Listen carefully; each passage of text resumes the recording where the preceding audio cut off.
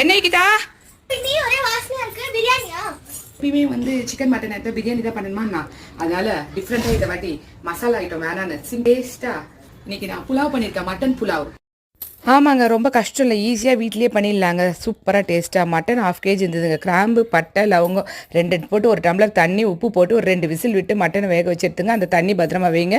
அரிசி அதிலே வேக வச்சுக்கலாம். ஒரு குக்கரில் கடாயில் எண்ணெய், நெய் போட்டுட்டு 10 கிராம்பு, 10 ஏலக்காய், 2 பட்டை, ஒரு 3-4 பச்சை மிளகாங்க.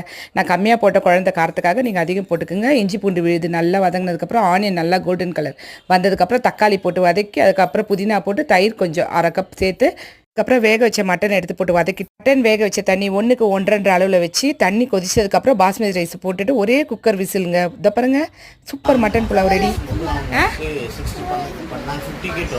இதை விட என்னங்க நம்மளுக்கு வேணும்? சந்தோஷம் சர்டிஃபிகேட்டு. குழந்தைங்களுக்காக தான் நம்ம பார்த்து சமைப்போம். அந்த குழந்தைங்களே சூப்பராக இருக்குன்னு சொல்லிட்டு சாப்பிடும்போது திருப்தி தானே.